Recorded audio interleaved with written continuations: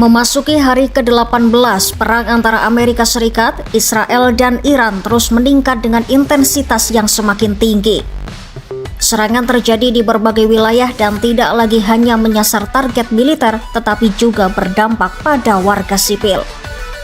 Di kota Arak, Iran, tragedi memilukan terjadi ketika sebuah rumah dihantam serangan. Seorang bayi yang baru berusia 3 hari dan kakaknya yang masih balita turut menjadi korban bersama anggota keluarga lainnya. Peristiwa ini menjadi simbol betapa konflik ini semakin jauh dari batas-batas kemanusiaan. Di dalam negeri Iran, serangkaian ledakan besar dilaporkan terjadi di beberapa kota, termasuk Teheran, Karaj, hingga Shiraz. Target serangan diduga mencakup wilayah strategis termasuk area dekat kompleks pemerintahan. Iran menegaskan bahwa mereka tidak memulai perang, namun akan terus membela diri. Presiden Iran Masoud Pezeshkian menyampaikan bahwa negaranya tidak akan tunduk terhadap tekanan dan siap menghadapi apa yang disebut sebagai penindasan.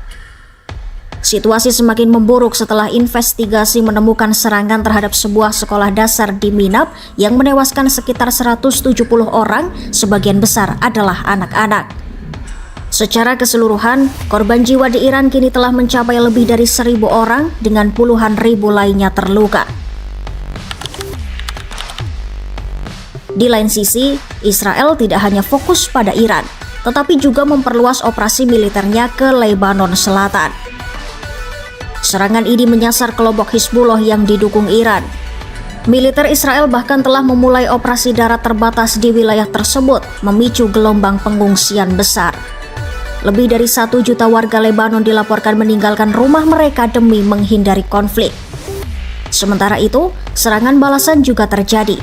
Hizbullah meluncurkan serangan ke wilayah Israel Utara, menyebabkan korban luka dan meningkatkan ketegangan di perbatasan. Bahkan, pecahan rudal dilaporkan jatuh di kawasan sensitif di Yerusalem dekat tempat-tempat suci. Amerika Serikat terus memainkan peran besar dalam konflik ini. Presiden AS Donald Trump mendorong pembentukan koalisi internasional untuk mengamankan jalur pelayaran di Selat Hormuz yang kini terganggu akibat konflik. Namun, upaya tersebut tidak sepenuhnya mendapat dukungan. Sejumlah negara Eropa menolak terlibat langsung dalam perang, menandakan adanya perbedaan sikap di antara sekutu barat. Trump juga meningkatkan retorika terhadap Iran, menyebut negara tersebut sebagai dalam tanda kutip macan kertas, sembari menegaskan bahwa Amerika akan menyelesaikan konflik ini.